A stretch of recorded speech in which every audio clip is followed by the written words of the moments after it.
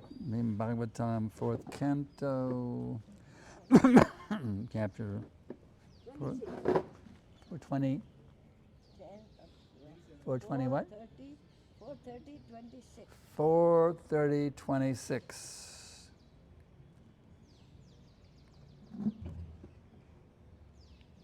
Okay.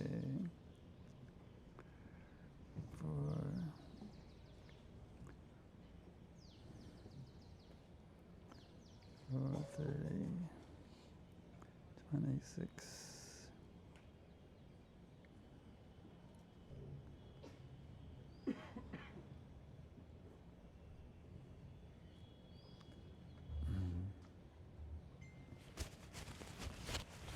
Srimad Bhagavatam, 4th Canto, chapter 30, text number 26. Om Namo Bhagavate Vasudevaya.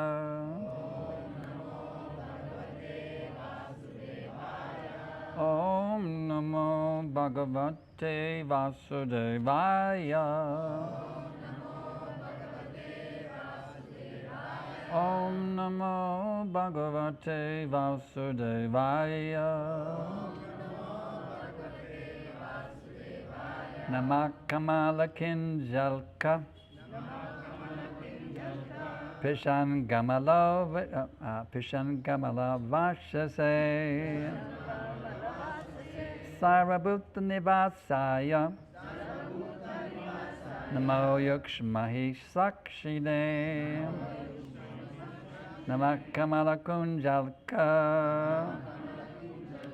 Pishangamala Vasase Sarvabhuta, I lost my word. Sarvabhuta Vishayaya Namo Yukshmahi Sakshine Namakamala Kinjalka Pishangamala Vasase Sarvabhuta Nivasaya Namo Yukshmahi Sakshine.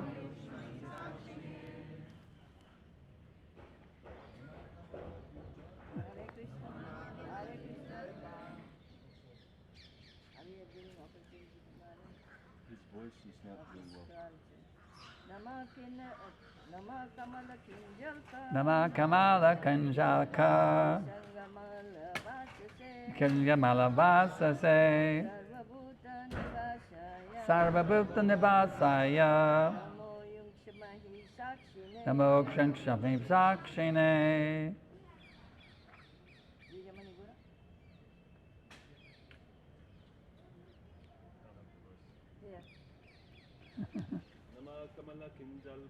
Namakamala Kinjalka Pisangamala Vasase Sarvabhuta Nivasaya Namo Yukshmahi Sakshine.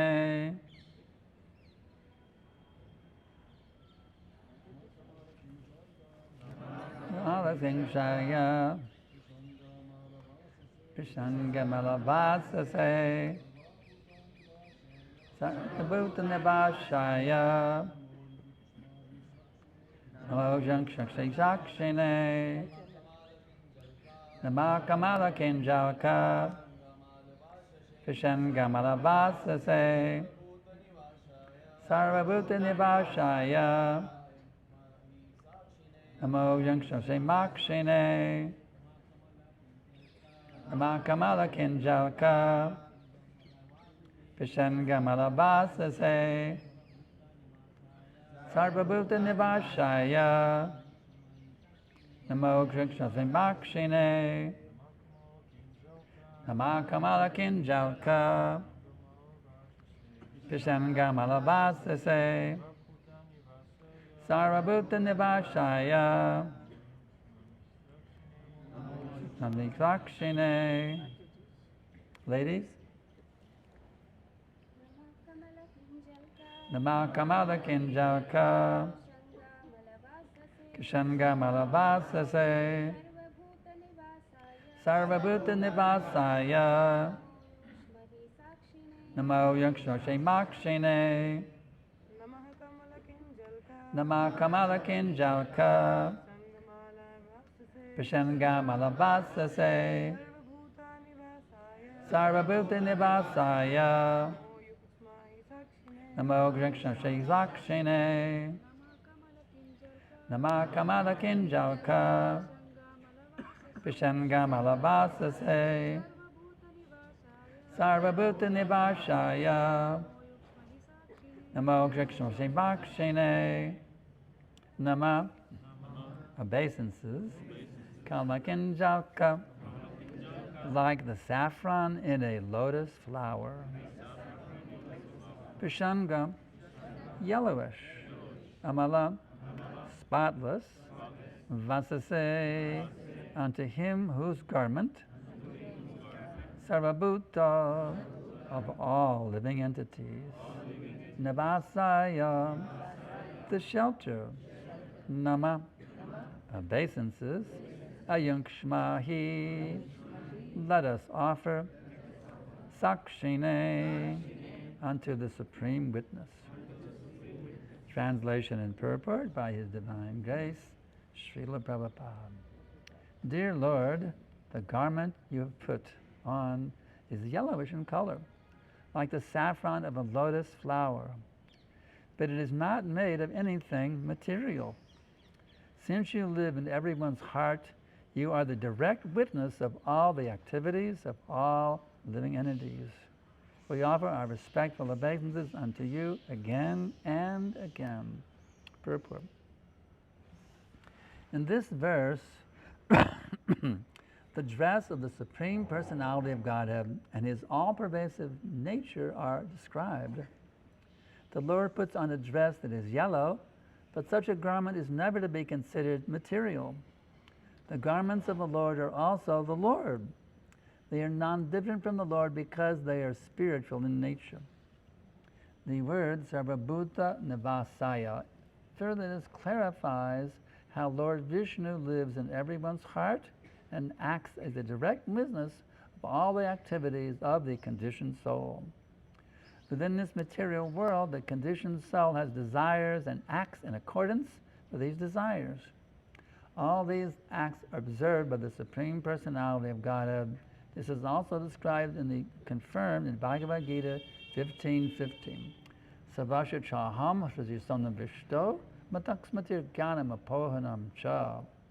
I am seated in everyone's heart, and from me come remembrance, knowledge, and forgetfulness. The Lord is present in everyone's heart, and He gives the living entity intelligence. According to the desires of a living entity, the Lord makes him remember or forget. If a living entity is demoniac and wants to forget the Supreme Personality of Godhead, the Lord gives him the intelligence to be able to forget the Supreme Lord forever. Similarly, when a devotee wants to serve the Supreme Lord, the Lord as Paramatma gives the devotee the intelligence to make progress in devotional service. The Lord directly witnesses our activities and experiences our desires. The Supreme Lord gives us the facilities to act in the way we wish. Vandeham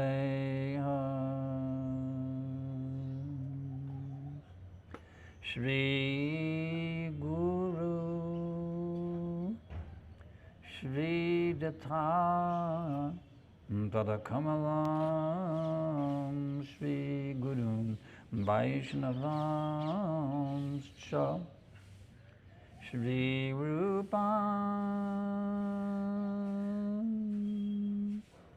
Sagrajatam Sahagana Raghunatam Vitam Tam Sajivam Sadaitam Savadutam Parijana Sahitam Krishna Chaitanya Devam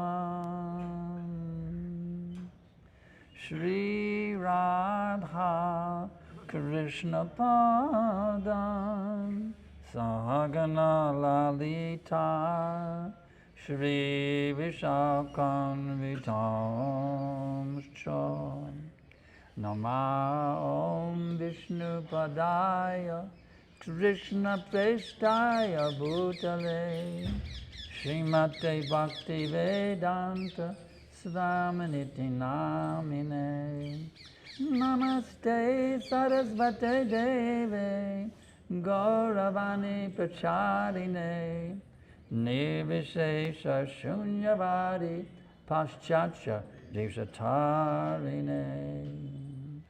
So, I'm reading this wonderful purport of our beloved Srila Prabhupada. One word jumped out of the iPad at me. Let's look at that sentence again. The Lord directly witnesses our activities and experiences our desires. Krishna experiences our desires? That's amazing. That's something I never knew. Krishna experiences our desires? How is that possible? I can't understand what that means, but it's something to really ponder and think about.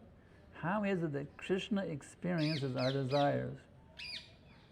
Well, he certainly knows what they are, but to experience them and he feels them also, that's really inconceivable, how Krishna could actually feel our desires. But whatever the case may be, Prabhupada clearly, authoritatively says Krishna experiences our desires. So why should he torture the Lord with our material desires? Now we can understand. Why should I torture Krishna with my damn material desires? If he has to experience them, why should I be so cruel to him to put him through this hell of the hell I'm going through? Why bring Krishna into the hell that I'm going through? Because he has some contact with whatever I'm going through. Why should I torture him by bringing him to the hell that I'm going through? So let us be kind to Krishna by giving up these rascal material desires that has kept us entangled for millions and billions and quadrillions of lifetimes.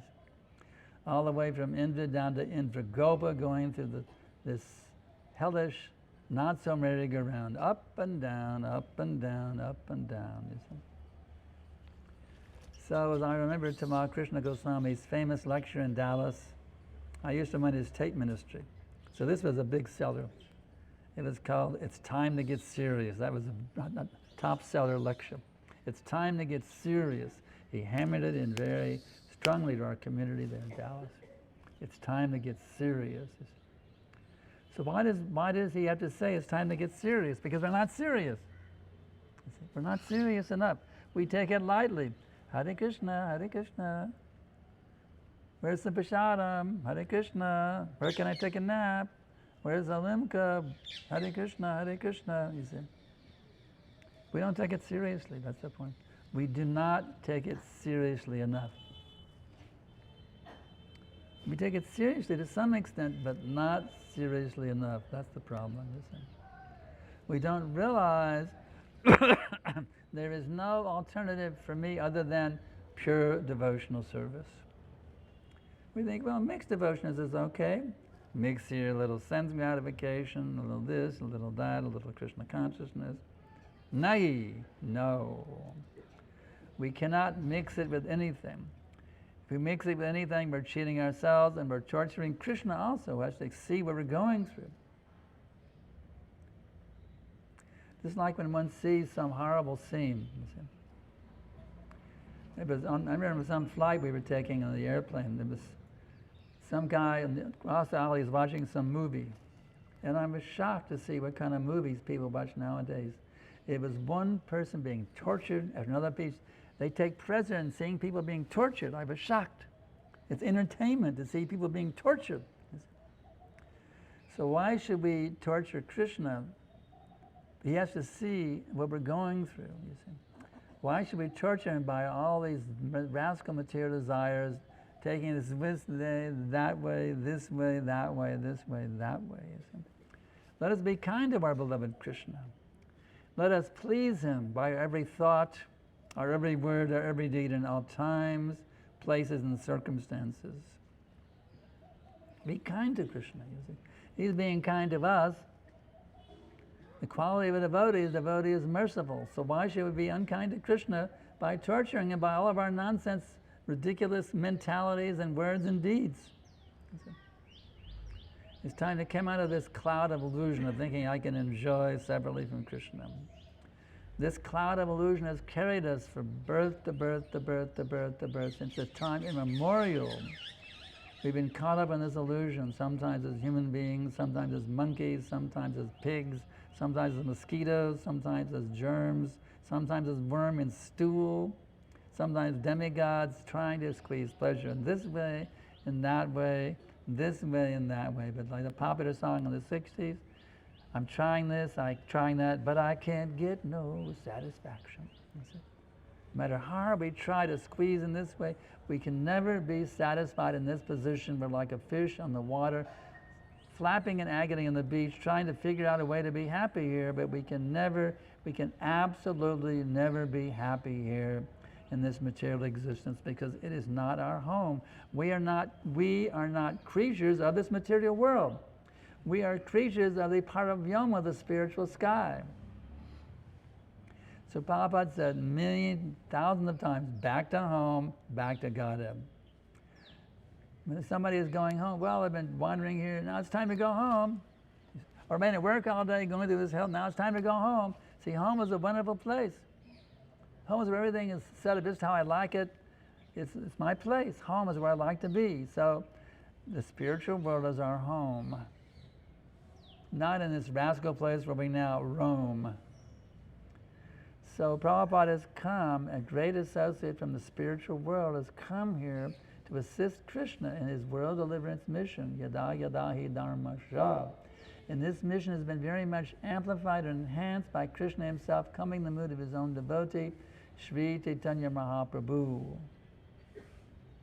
So let us take the wonderful guidance of our great acharyas. Prabhupada is the sum total of all the great acharyas, both the ones in the list and ones who align with the list.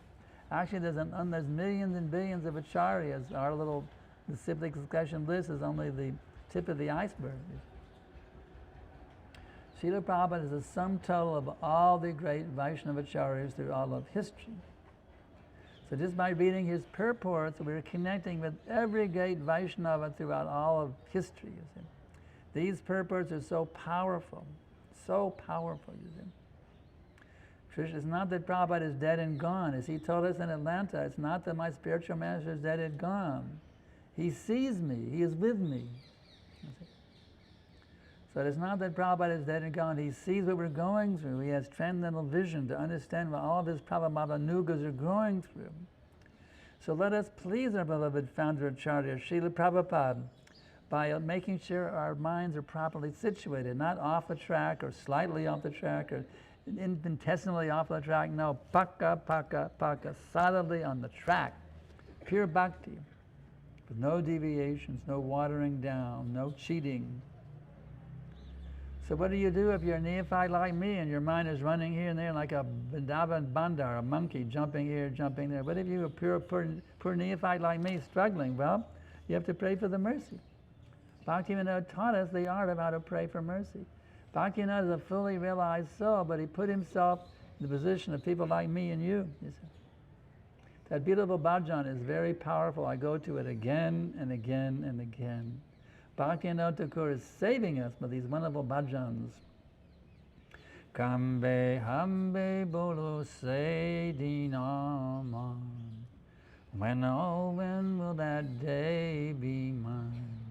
When my offenses ceasing, taste for the name increasing, when in my heart will your mercy shine?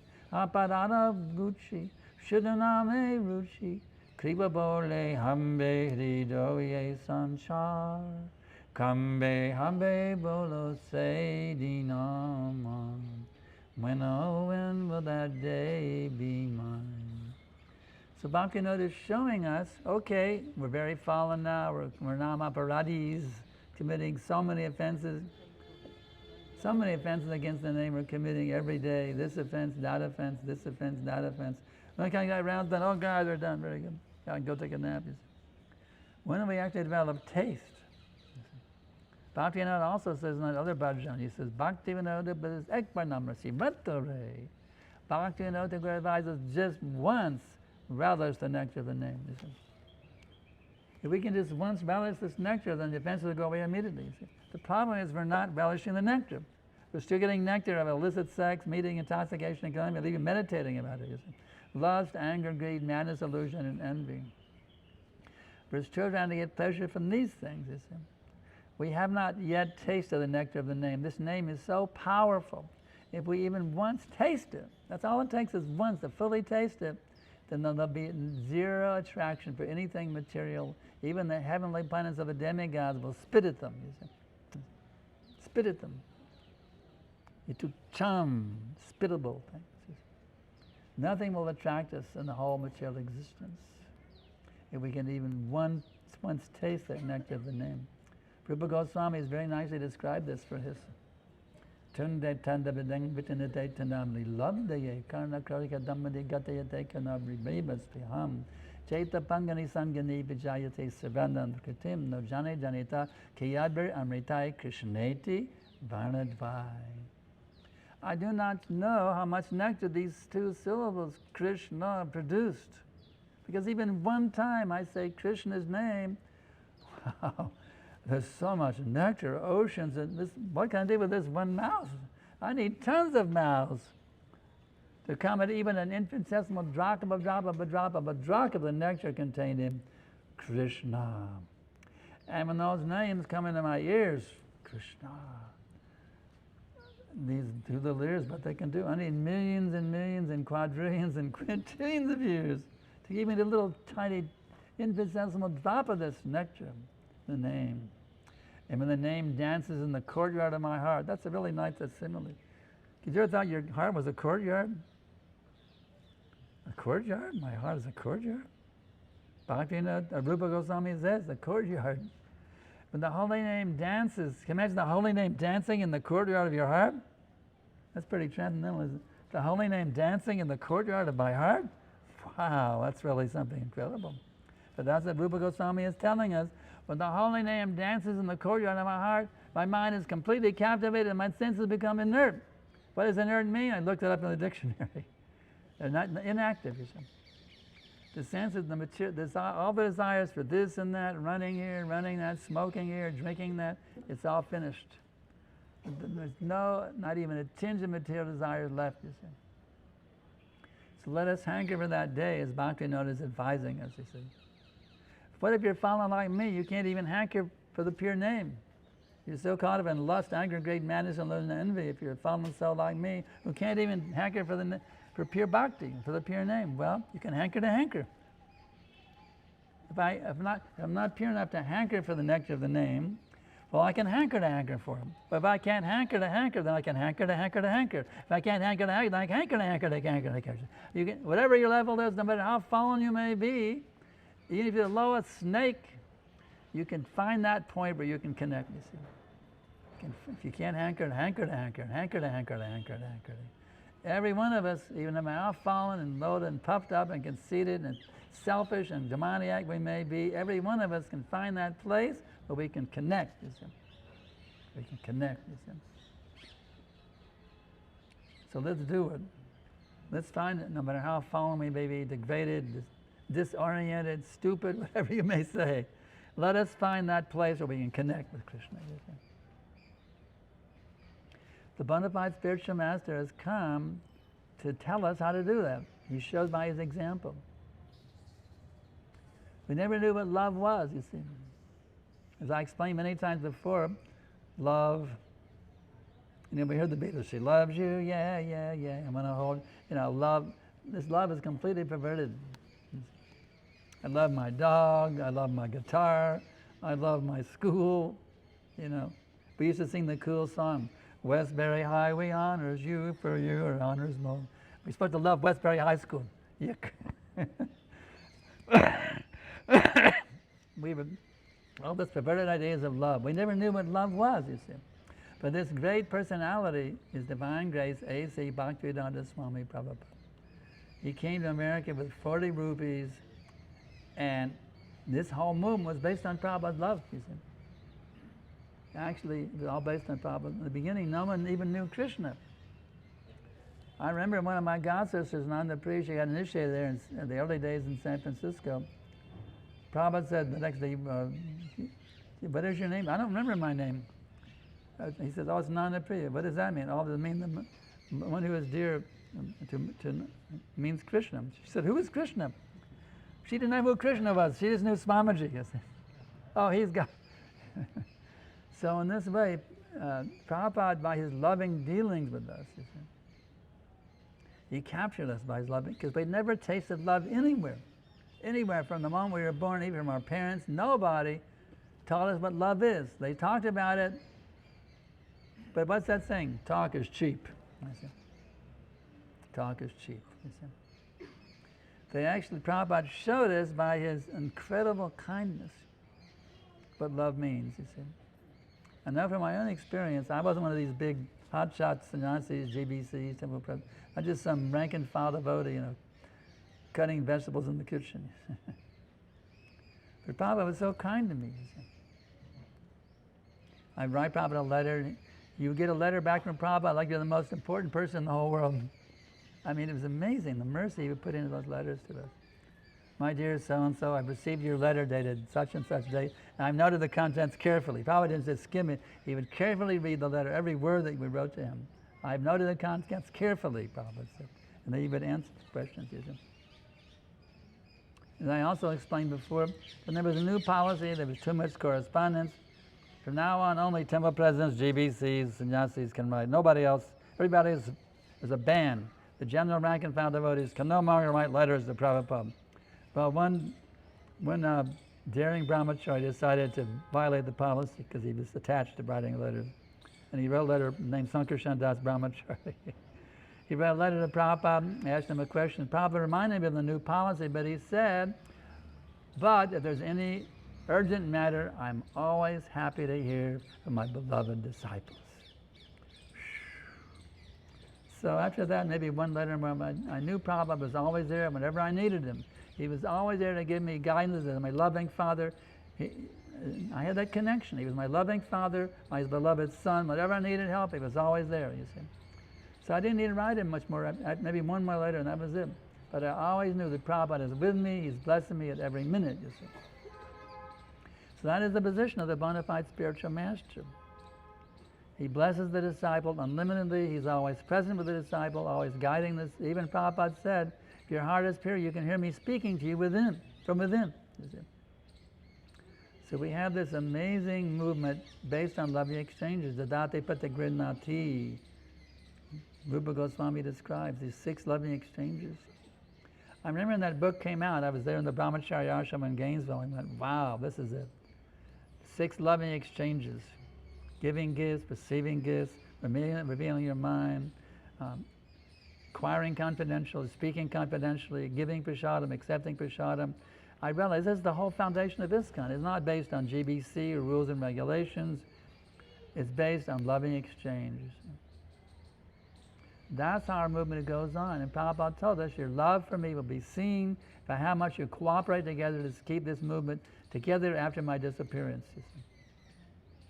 So not based on rules and regulations, it's based on loving exchange. If the loving exchange is there, the rules and regulations come automatically.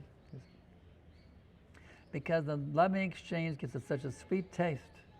I know here in Vrindavan I'm getting so many loving exchanges with my wonderful, wonderful God brothers, you see. To see my God brothers, to embrace my God brothers, it's a wonderful feeling of loving exchange. And then to share that love I'm getting from them with my disciples, it's ecstatic, actually. To get the love and share the love, you see. Get the love, share the love. Get the love, share the love. This is the whole foundation. This is how we can actually attract the whole world to Krishna consciousness. The books are Prabhupada's love and a concentrated love tablets, you see. Concentrated love tablets, Prabhupada's books. But you should be, when you give the book, you should be a representative also of the book. They should see, but they should see here's a person who's a living embodiment of what's in this book, you see.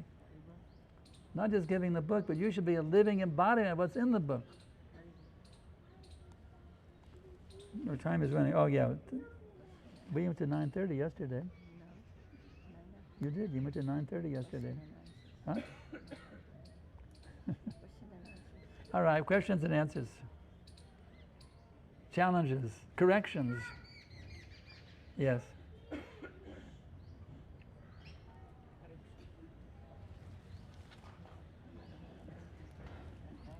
Hare Krishna, Srila Prabhupada. Srila Prabhupada, as individuals, we have different, we all are different, and we are trying to follow one path, which is devotion.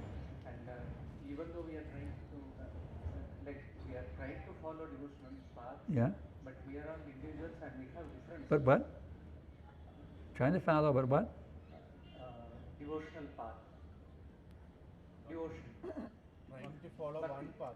Trying to follow the path. One path. Yeah. Maybe you can come and help me, because my hearing is not so good. You can stand here and translate the give me the translation. What is his point? We are all different individuals, but we are trying to follow the one path of devotion. That's right. We're all individuals, but following one path. That's right. And Srila Prabhupada, your Grace mentioned, with loving exchange, Yeah. we can cooperate. But like once in a while we get together, that loving exchange seems very sweet. But when we are living together, there seems to be, more difference comes in. So how to overcome it? While in a while we come together, this loving exchange is sweet.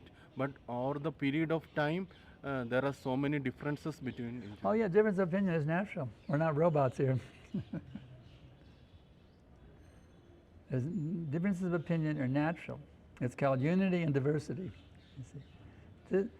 I know one of my disciples having difficulty getting along with his temple president. They were like loggerheads. I said, you may disagree, but a loving exchange must be there. So we can agree to disagree sometimes.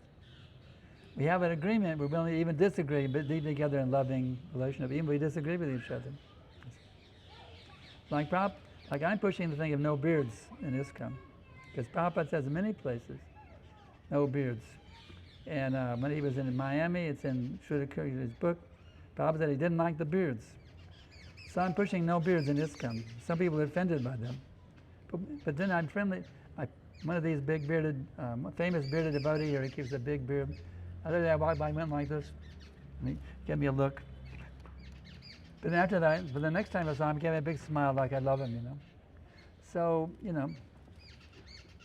we can disagree, but at the same time we have a loving relationship, so even if we disagree. That's the point. We disagree, but still we have loving relationships. I asked one of my godbrothers, one of my disciples, said, you and your wife ever disagree? He said, is there any sometimes when you disagree? He said, sometimes we agree. Most of the time we disagree, but sometimes we agree. So in marriage or even in relationships with the buddies, the same principle is there. Sometimes we agree, sometimes we disagree. So we have to learn a cooperative, loving relationship in spite of so many disagreements. So that's the key. Does that help? Srila Prabhupada, is it possible to eternally have a loving exchange with one devotee without the fear of breaking with them? Is the possible we can have an eternal loving relationship one devotee without the fear of breaking it? Huh? Without the fear of breaking it away. Euro breaking? Can we have an eternal loving relationship with the one devotee without any fear of breaking it? We should always be afraid of breaking it. Material covering is very dangerous. Like driving on the highway. Can we ever drive with a fear? Can we ever drive on the highway without having a fear of an accident? This is a dangerous place. A very dangerous place. So we should always be afraid of breaking it. You need to always be on guard. Like you're driving, always be careful. Right? For us neophytes, of course, there's a level of pure bhakti, uttama bhakti, where everything is completely, but for us neophytes, we have to be very afraid of making mistakes, committing offenses. For neophytes like me, we got to be very careful of making offenses. Of course, in the uttama bhakti stage, there's no fear at all, because everything is, when it's in perfect harmony with Krishna at every thought, word, and deed, and then there's no fear. Like, what is Prabhupada's name? Abhaichadan, fearlessness. For the neophytes, we're very afraid of committing offenses, and that's very healthy fear. When we come to pure bhakti, like Prabhupada, absolutely fearlessness. Okay? Now become absolutely fearless by becoming completely thoughtlessly pure. But now you have a Prabhupada said a healthy fear of Maya. You see? A very healthy fear of Maya. Well, look out, Maya's coming to get me. Be careful. You see. Okay? Any questions from the ladies' side? Yeah. Okay. From the purport, I understand that according to our desires, Krishna gives us remembrance and forgetfulness. Yeah. How to make sure that my desires are always aligned to remember Krishna, because I How to make sure you don't have any impure desires? Well, when you're growing something in your garden, what do? You keep the weeds out, don't you? So look out for the weeds. To be a good gardener, you have to watch out for the weeds. You should know what the weeds are. The 10 offenses of the air, for example. You should know what the weeds are, and when you spot them, pick them out, throw them out. Just like your mind all of a sudden is attacked by some desire when this is not proper. See, as I many times explained, the mind is like a little kid, and the intelligence is the mother. So you have to be your own psychiatrist, your own psychologist, to always psychoanalyze yourself. You always observe your mind. Is my mind properly situated right now, or is the mind off the track? When you see your mind off the track, bring it back on. Skoda rascal mind.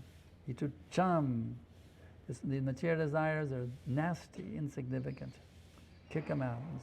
So you have to always be very observant of your mind and see when it's off the track. Getting off the track, do something to get it back on the track. You can chant Hare Krishna, you can read a pastime of Krishna, do some service, offer an arti, circumambulate Tulsi, do some devotional activity that gets your mind back on the track. So we should always be watchful that these Maya is there. We've been habituated to material sense gratification for millions and billions of lifetimes. Right now, as neophytes, we're habituated to sense gratification. Our natural habit is sense gratification, not Krishna Bhakti. So we have to retrain, we have to develop a new set of habits that are habituated to pure devotional service. Instead of being habituated to sense enjoyment, now to become habituated to devotional service. Does that help? Okay, next.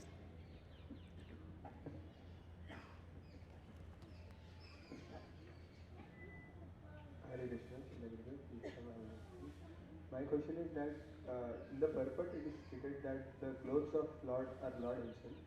So can we extend this principle? What is it? That Clothes devotee of clothes are also devotee clothes of God are God Himself.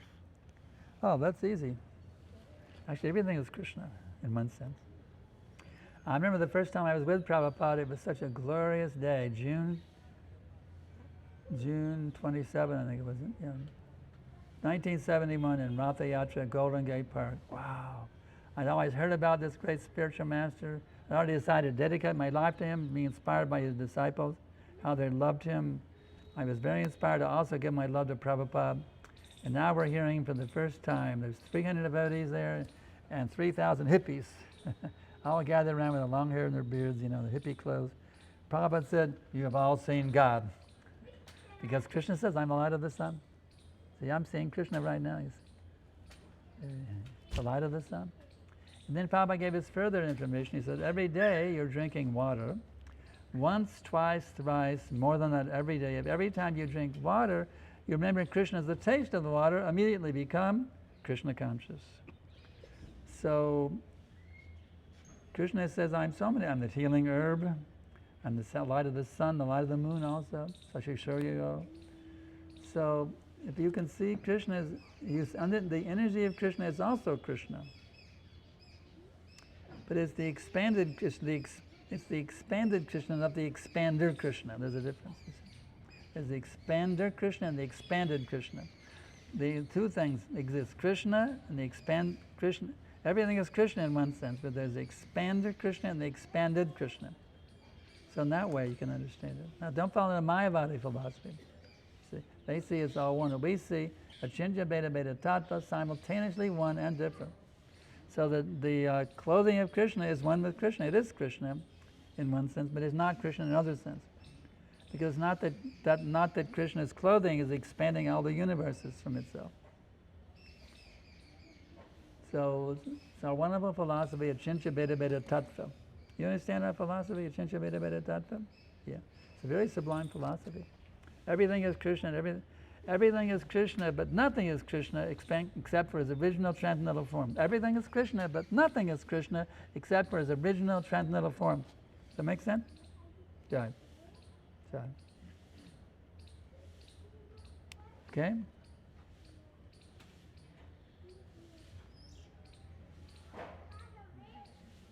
Hare Krishna, stop the kids from making the noise, please. They get together, they make noise. Hare Krishna, Srila Prabhupada. Please accept my humble obeisance. I want to understand that hankering for the hanker.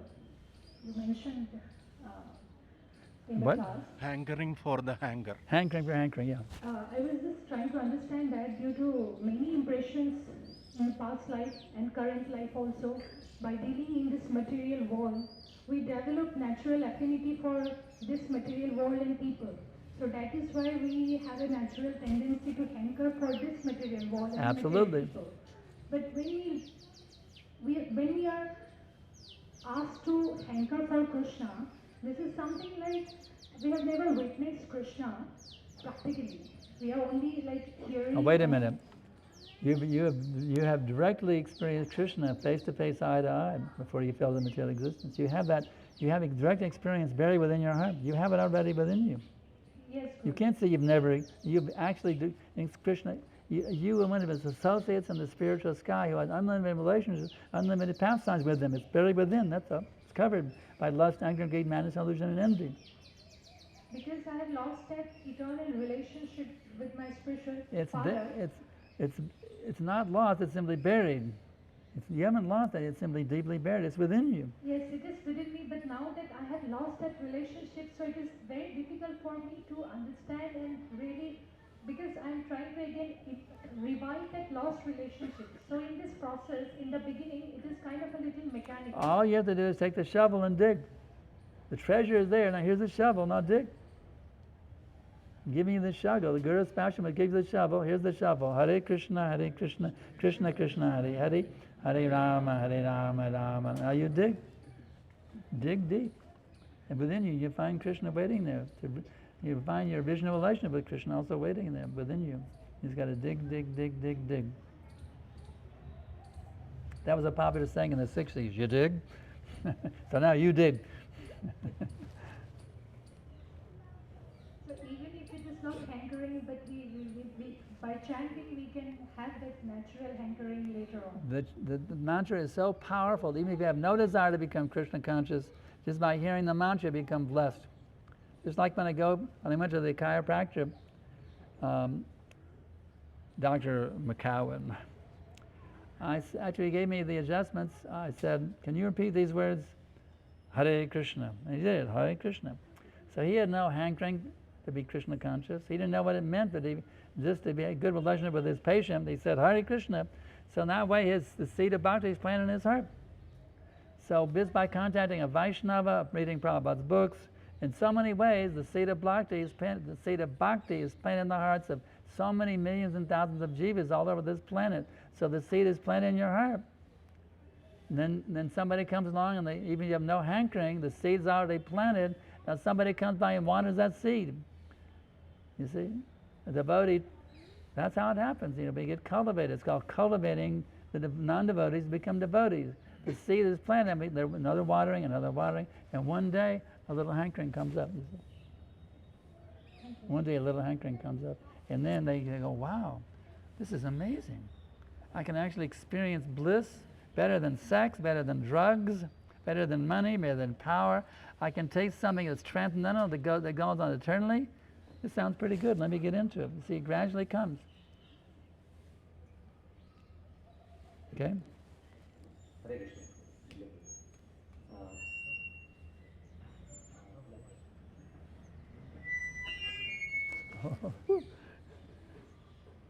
Gurudev, I think the purport it said like Lord directly witness our activities and experience our desires. So, see, as I have multiple desires, I keep bothering Krishna every now and then. So, his desire that it pains Krishna or he laughs at me and thinking that what all desire I do have. So, Okay, let me get it.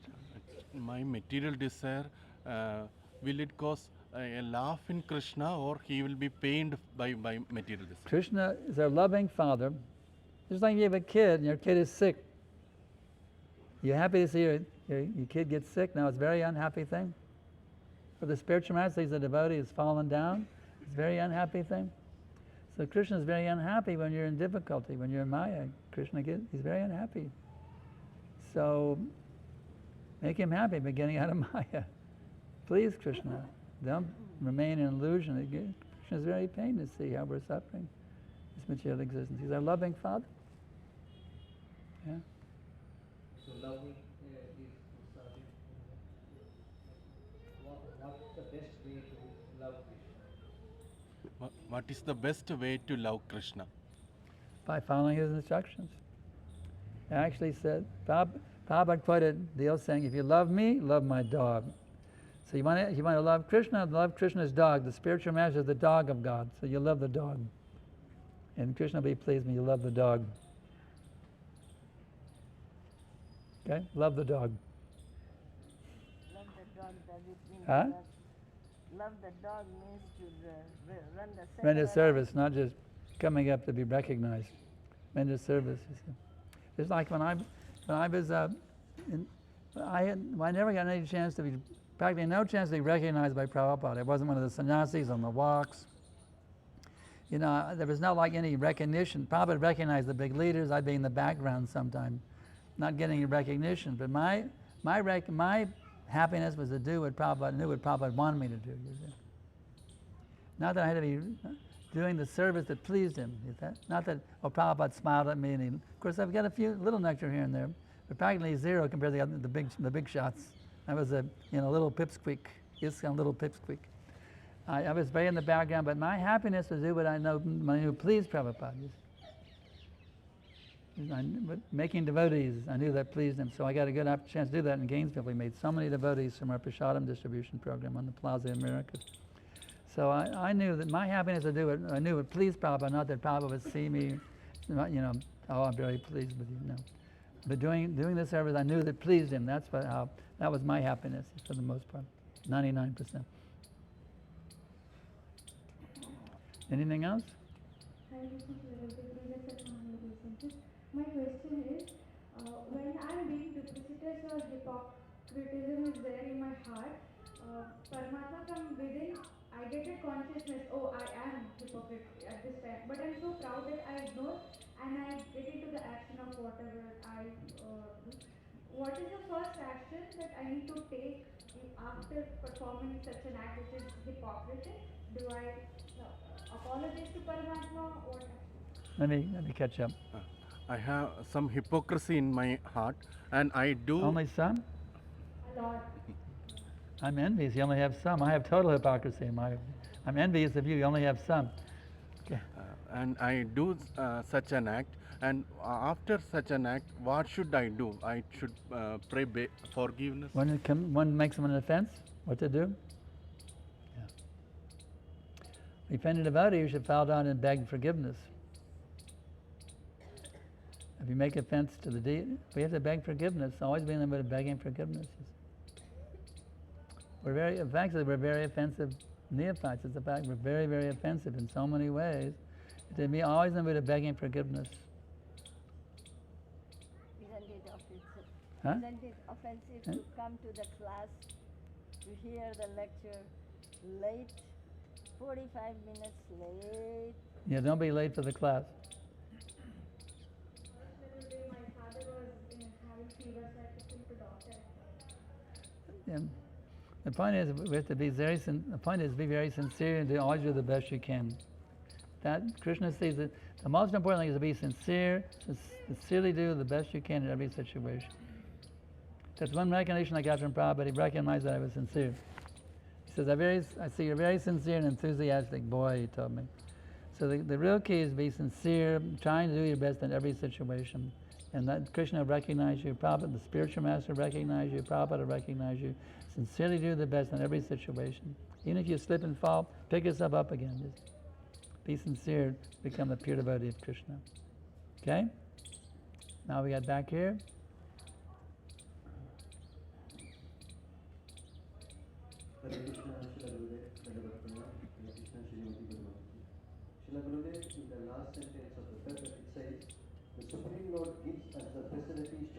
in the way we wish.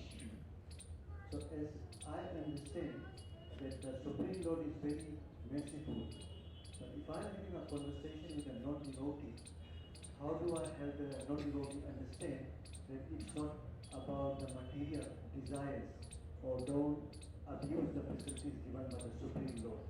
Is it through the power of teaching? I cannot understand. You didn't. See, you're talking about non-devotees, and Krishna facilitates their desires, right? Okay. And so what is? So how do you deal with that? So in the paper it says in the Gurudev that The Supreme Lord gives the facilities to act in the way that we wish. So yeah, that's true for devotee and non-devotee both. so for the non-devotee, how would the non-devotee understand that it has to be? They won't understand it because they don't want to understand it. So Krishna blesses them; they will not understand it. They become Mayavadis or atheists. Krishna blesses them; they don't want to understand it. He gives them a blessing. You, by my blessing, you will not understand because you don't want to understand it. Facilitate your misunderstanding. So it all depends on the individual. Is it individual? Huh? Is it individual? Individual. Krishna person. deals with every person as an individual. There's no robots here. He reciprocates with every person as his dearmost part and parcel living entity. He reciprocates them personally.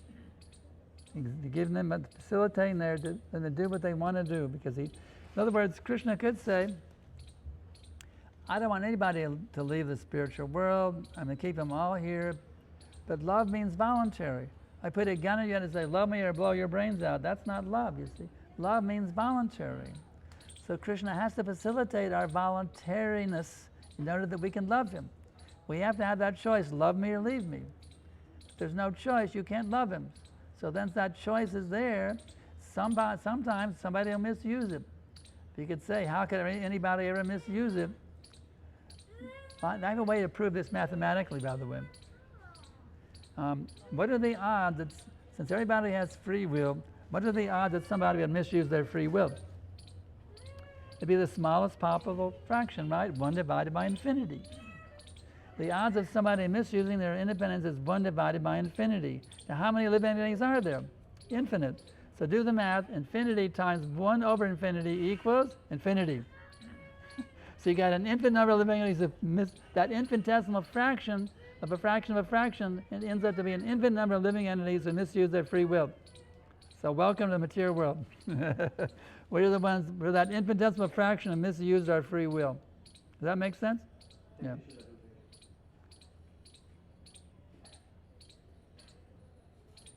Okay, you're next after her. Hare Krishna, Srila Prabhupada. Please accept my humble obeisances. As your grace has mentioned that this material world is not our home, but the spiritual world is our home. But there is always a great fear for death and the unseen. How to overcome the fear? Even though this is not our natural home, there is a great fear of unseen and death. Unseen? Unseen and death. Unseen. Unseen what? Unseen. Unseen. And death. Death. Death. Death? Even though this is not our natural home. Unseen death? Yes, Guru. What's the question? Even though this is not our natural home, yeah? we are afraid of death. Afraid and of death? Actually, you know why we're afraid of death? Because actually you're deathless. The living entity never dies, he is eternal. So therefore, death is actually a very unnatural thing. So it's natural to be afraid of death because it's unnatural. It's a natural thing to be afraid of death, but if you become Krishna conscious, there's no more fear of death because you realize I don't die. And death is, for a devotee, death means going from the pujari room to the temple room. That's all. Or going from the kitchen to the pujari room. For a devotee, death is a piece of cake. It's a big gulab jamun. That's all. Death ki jai. Prabhupada said death for a devotee, death means you go to sleep and you wake up with Krishna. Anybody have a hard time going to sleep and waking up with Krishna? No. It's ecstatic to go to sleep and wake up with Krishna. One disciple, his name is Vrindavan Das the father of my disciple Bhattacharya. He was on the verge of death, so he called me up and said, "You give me, you're ready to give me your blessings to die?" I said, "Yes." Then he left his body. So death is actually ecstatic for devotee. No more invalidity of old age, no more wheelchairs or sciatica or swollen feet. Get out of this damn rotten old body. You know? Either get a spiritual body or a brand new material body to continue pushing forward Lord Chaitanya's movement. You see? So for devotee, death is ecstatic. Ki Jai. Next. Is that it? Everybody's ready to... Yes? Okay, yeah, yes. It's coming.